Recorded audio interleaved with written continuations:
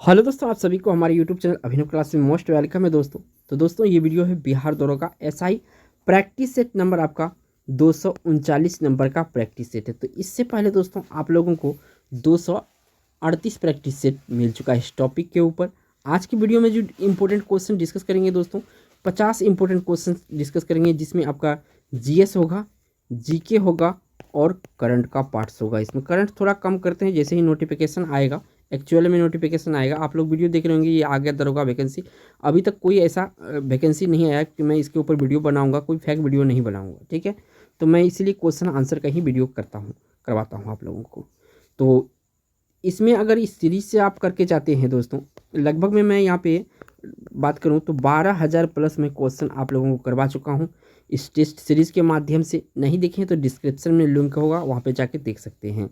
अगर यहाँ से आप हमारे सीरीज से फॉलो करते हैं, वीडियो देखते हैं, तो 85% क्वेश्चन इसी वीडियो सीरीज से मिलेगा, क्योंकि यहाँ पे जो मैं शामिल करता हूँ लगभग में 40% आपका प्रीवियस ईयर दरोगा का जो सेट है 2000 से लेकर 2000 आपका 21 तक का, वो मैं शामिल करता हूँ। और 60% क्वेश्चन संभावित होता है और ये बहुत ही रिपोर्टेड क्वेश्चन होता है।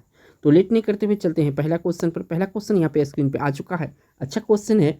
ये पहला क्वेश्चन है, अगर आप इसका आंसर जानते होंगे तो मेरे आंसर से पहले आप कमेंट कर दीजिए कि इसका आंसर क्या होगा।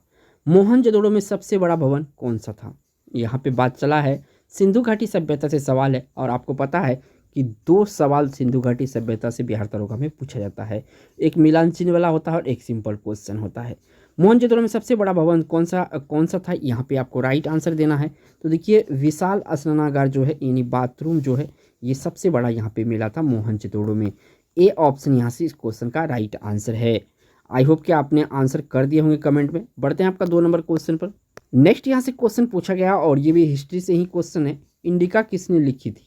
इंडिका किसने लिखी थी? तो ये लिखा था मेगास्थनीज ने। कौन लिखा था?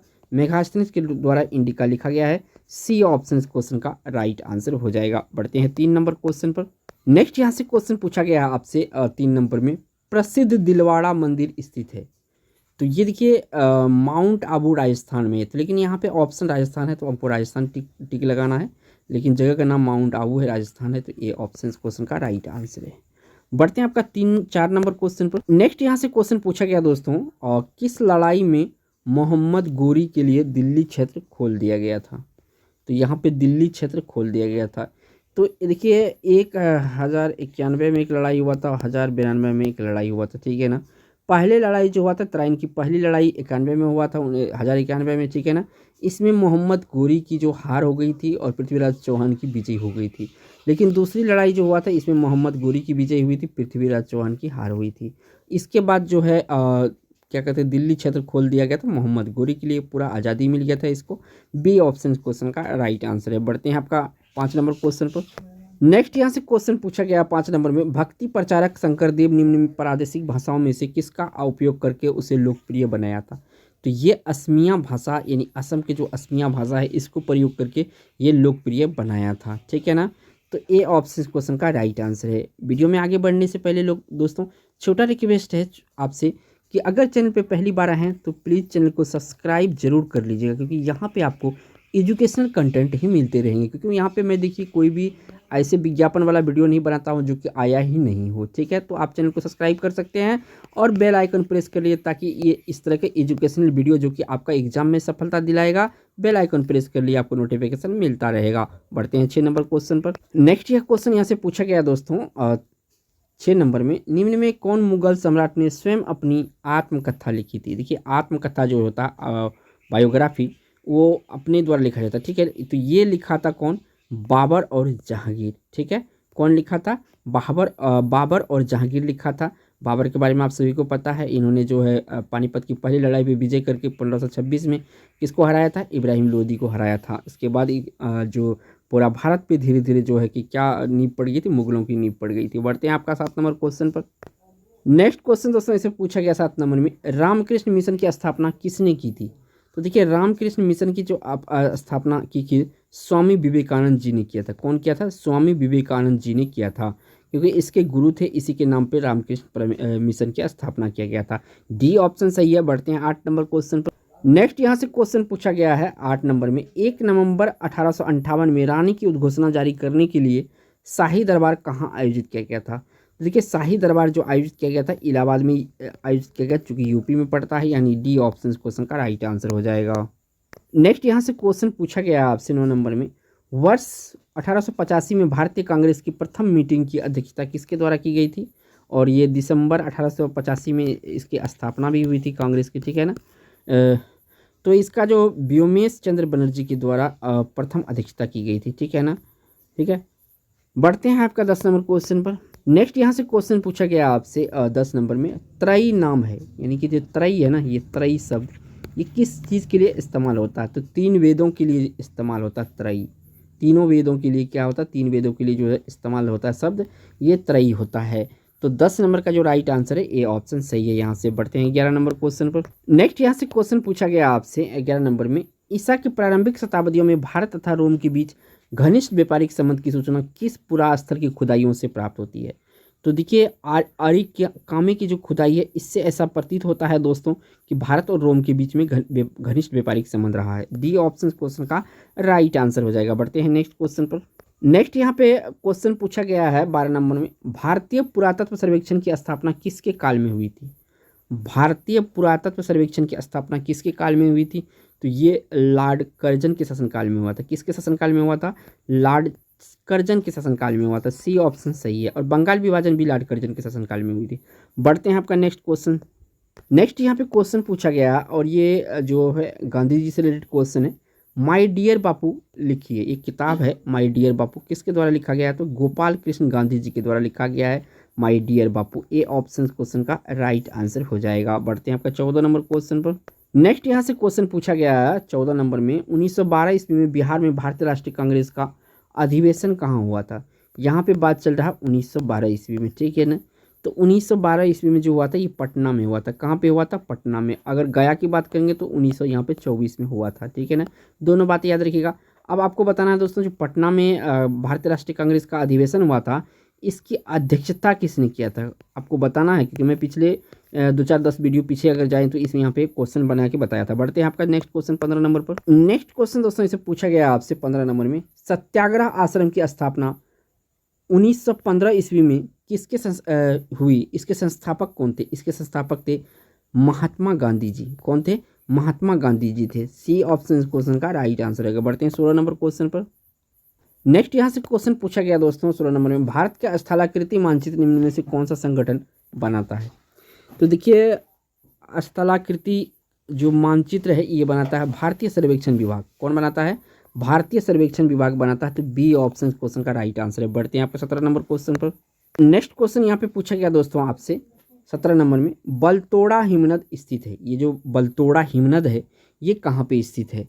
तो ये स्थित है दोस्तों आपका कहाँ पर, काराकोरम पर्वतमाला में। कहाँ पे, काराकोरम पर्वतमाला में बलतोड़ हिमनद स्थित है। तो इस क्वेश्चन का यहाँ से ए ऑप्शन सही है। बढ़ते हैं आपका 18 नंबर क्वेश्चन पर। नेक्स्ट यहाँ से क्वेश्चन पूछा गया दोस्तों आपसे, और क्वेश्चन में ये पूछा गया आपसे कि निम्न में से कौन सी नदी दक्षिण से उत्तर की ओर बहती है। तो देखिए दक्षिण से उत्तर की ओर जो बहने वाली नदी है ये है सोन नदी। कहाँ, कौन सी नदी, सोन नदी, ठीक है ना। और ये जो है गंगा की सहायक नदी है। किसकी सहायक नदी, अमरकंटक से निकलती है ये नदी, ठीक है ना। तो ये गंगा की सहायक नदी है। ये भी याद रखिएगा, सोन किसकी सहायक नदी है, गंगा की सहायक नदी है। बढ़ते हैं नेक्स्ट क्वेश्चन पर। नेक्स्ट क्वेश्चन यहाँ से पूछा गया दोस्तों, अच्छा क्वेश्चन है ये 19 नंबर में, जादूगुडा शब्द है या जादूगोड़ा भी इसको कहीं कहीं लिखा देखेंगे।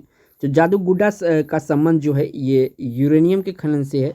और ये दोस्तों कहाँ पे पड़ता है जादूगोड़ा, तो ये झारखंड में पड़ता है। कहाँ पे, झारखंड में पड़ता है। तो ये भी याद रखिएगा झारखंड में है ये जादूगोड़ा, प्रसिद्ध है यूरेनियम खनन के लिए। बढ़ते हैं नेक्स्ट क्वेश्चन पर। नेक्स्ट यहाँ से क्वेश्चन पूछा गया आपसे 20 नंबर में, हिंदुस्तान मशीन टूल्स उद्योग निम्नलिखित में से किस शहर में स्थित है। यानी कि HM, इसको शॉर्ट में कहा था HMT, ठीक है ना। तो HMT टूल्स उद्योग निम्नलिखित में से किस शहर में स्थित है। तो ये स्थित है दोस्तों कहाँ पर, बंगलुरु में। कहाँ पे, बंगलुरु में। डी ऑप्शन सही है। यहाँ से बढ़ते हैं 21 नंबर क्वेश्चन पर। नेक्स्ट यहाँ से क्वेश्चन पूछा गया दोस्तों, गारो खासी जातियाँ मुख्यतः पाई जाती है। देखिए पिछले कल के जो वीडियो था इसमें बताया था मैंने, डिटेल से इस क्वेश्चन को बताया था। और गारो खासी यहाँ पे एक पहाड़ियाँ भी है 2, और यहाँ पे गारो, खासी, जैंतिया, ये 3 चीज़ जो है, यहाँ पे पहाड़ियाँ भी है और यहाँ के जनजाति भी है और यहाँ के जिला भी है। तो ये पड़ता है मेघालय में, याद रखिएगा दोस्तों। और ये किसका भाग है दोस्तों? तो ये हिमालय का ही भाग है। किसका भाग है? हिमालय का ही भाग है ये, ठीक है ना, याद रखिएगा। बढ़ते हैं नेक्स्ट क्वेश्चन, जो कि आपका 22 नंबर का होगा। नेक्स्ट यहाँ से क्वेश्चन पूछा गया 22 नंबर में, निम्नलिखित में से अंतर्राष्ट्रीय दिनांक रेखा कौन सी है? यहाँ पे पूछा गया है अंतर्राष्ट्रीय दिनांक रेखा कौन सी है। तो 180 डिग्री देशांतर जो होता है, ये क्या होता है? अंतर्राष्ट्रीय तिथि रेखा होता है, यानी डी ऑप्शन क्वेश्चन का राइट आंसर हो जाएगा। नेक्स्ट यहाँ से क्वेश्चन पूछा गया है 23 नंबर में, अंधकारमय महाद्वीप है। अंधकारमय महाद्वीप किसको कहा जाता है? तो ये कहा जाता है अफ्रीका को। किसको कहा जाता है? अफ्रीका को कहा जाता है। तो ऑप्शन कौन सा सही होगा? ए ऑप्शन सही होगा, अफ्रीका। बढ़ते हैं आपका 24 नंबर क्वेश्चन पर। नेक्स्ट यहाँ पे पूछा गया दोस्तों, एक इस तरह का क्वेश्चन बिहार दरोगा के में पूछा जाता है, कभी किसी जो है कि आपका महाद्वीप का, कभी किसी महाद्वीप के बारे में पूछ लिया जाता है। यूरोप का सबसे लंबी नदी कौन सी है? तो यूरोप की सबसे लंबी नदी जो है दोस्तों, ये है वोल्गा नदी। कौन सी नदी? वोल्गा नदी। तो ऑप्शन यहाँ पे कौन सा है? डी ऑप्शन सही है। अब मैं इस क्वेश्चन में आपसे पूछता हूँ कि एशिया के सबसे लंबी नदी कौन सी है? एक हिंट देता हूँ, ये नदी आपका चीन में है। किस में है? चीन से होकर बहती है, ठीक है ना। आई होप कि आपने हिंट्स लगा लिया होगा, क्योंकि ये क्वेश्चन भी मैं करवा चुका हूँ, ठीक है ना। बताना है एशिया का जो सबसे लंबी नदी है उसका नाम बताना, जो कि चीन से निकलती है। बढ़ते हैं नेक्स्ट क्वेश्चन पर। नेक्स्ट क्वेश्चन दोस्तों इससे पूछा गया आपसे 25 में, निम्नलिखित में से कौन सा संसाधन अजैव और नवीनकरणीय दोनों है? तो ये है आपका जंगल। कौन सा? जंगल जो है तो दोस्तों, जंगल ये आपका अजीब में भी आता है और नवीनीकरणीय दोनों में आता है, ठीक है ना। तो ऑप्शन यहाँ से डी सही हो जाएगा। बढ़ते हैं 26 नंबर क्वेश्चन पर। नेक्स्ट यहाँ से क्वेश्चन पूछा गया दोस्तों, आपको निम्नलिखित प्रमुख भारतीय नगरों में से कौन सा एक अधिक पूर्व की ओर अवस्थित है? निम्नलिखित प्रमुख भारतीय नगरों में से कौन सा एक अधिक पूर्व की ओर अवस्थित है? तो सबसे पूर्व की ओर जो इनमें से स्थित है वो है आपका बेंगलुरु। कौन सा? बेंगलुरु, यानी कि डी ऑप्शन क्वेश्चन का राइट आंसर हो जाएगा। बढ़ते हैं 27 नंबर क्वेश्चन पर। नेक्स्ट यहाँ से क्वेश्चन पूछा गया दोस्तों आपसे 27 में, अफ्रीका का सर्वोच्च पर्वत शिखर माउंट किलीमंजारो अवस्थित है। ये जो माउंट किलीमंजारो स्थित है, ये कहाँ पे स्थित है, ठीक है ना। तो ये जाम्बिया में है। कहाँ पे है? जाम्बिया में है। डी ऑप्शन इस क्वेश्चन का राइट आंसर हो जाएगा। बढ़ते हैं 28 नंबर क्वेश्चन पर। नेक्स्ट यहाँ से क्वेश्चन पूछा गया है और ये क्वेश्चन बहुत ही यूनिक है। गरजती चालीसा, प्रचंड पचासा, चीखता साठा, नाम से आपको हंसी आ गया होगा, ठीक है ना। ये तीनों क्या है? तो ये प्रशांत महासागरीय धाराएं हैं। क्या है? प्रशांत महासागरीय धाराएं हैं। तो यानी डी ऑप्शन यहाँ से सही हो जाएगा। बढ़ते हैं 29 नंबर क्वेश्चन पर। नेक्स्ट यहाँ से क्वेश्चन पूछा गया आपसे 29 नंबर में, शासन की एकात्मक पद्धति का लाभ है। क्या लाभ होता है शासन की एकात्मक पद्धति में? तो देखिए, जनता द्वारा अधिक सहभागिता, यानी जनता का इसमें ज़्यादातर सहभागिता होता है, यानी सी ऑप्शन क्वेश्चन का राइट आंसर हो जाएगा। बढ़ते हैं 30 नंबर क्वेश्चन पर। नेक्स्ट यहाँ से क्वेश्चन पूछा गया दोस्तों 30 नंबर में, निम्नलिखित में से क्या उच्च न्यायालय और उच्चतम न्यायालय दोनों के अधिकारिता के अधीन आता है? यानी कि जो आपका एससी होता है, ठीक है ना, सुप्रीम कोर्ट होता है, ठीक है, ये और आपका जो न्यायालय होता है उच्च न्यायालय, उनके इन दोनों के आधिकारिकता में आता, अधीन में आता है। तो ये है दोस्तों मूल अधिकार का संरक्षण। मूल अधिकार का संरक्षण जो होता है हाई कोर्ट और सुप्रीम कोर्ट दोनों के अधीन में आता है। डी ऑप्शन इस क्वेश्चन का राइट आंसर हो जाएगा। बढ़ते हैं 31 नंबर। नेक्स्ट यहाँ से क्वेश्चन पूछा गया आपसे 31 नंबर में, राष्ट्रपति संविधान के किस अनुच्छेद के अंतर्गत राष्ट्रीय आपात की स्थिति घोषित कर सकता है? तो राष्ट्रीय आपात की स्थिति जो घोषित कर सकता है, तो अनुच्छेद 352 जो है इसके अकॉर्डिंग ये राष्ट्रीय आपात घोषित कर सकता है। ए ऑप्शन इस क्वेश्चन का राइट आंसर हो जाएगा। बढ़ते हैं नेक्स्ट क्वेश्चन। नेक्स्ट क्वेश्चन दोस्तों, और ये क्वेश्चन अगर देखेंगे प्रीवियस ईयर दरोगा का सेट, तो इसमें कम से कम 3 बार पूछा हुआ क्वेश्चन है। कितना बार? 3 बार पूछा हुआ क्वेश्चन है। चुनाव आयोग किस अनुच्छेद के अंतर्गत स्थापित किया गया है? तो ये चुनाव आयोग जो है 324 के अंतर्गत, किसके अंतर्गत? 324 के अंतर्गत जो है चुनाव आयोग को स्थापित किया गया है। याद रखिएगा 324 बहुत ही इंपॉर्टेंट अनुच्छेद है। नेक्स्ट यहाँ से क्वेश्चन पूछा गया है और 33 नंबर में, निम्नलिखित में से किस एक अधिनियम द्वारा भारत में संघीय न्यायालय की स्थापना की गई थी? तो भारत में संघीय न्यायालय का स्थापना जो की गई थी किस अधिनियम?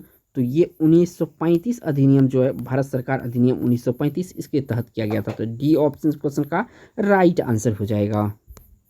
नेक्स्ट क्वेश्चन यहाँ से पूछा गया दोस्तों आपसे 34 में, भारत के संविधान के निर्माण में संविधान सभा को कितना समय लगा था?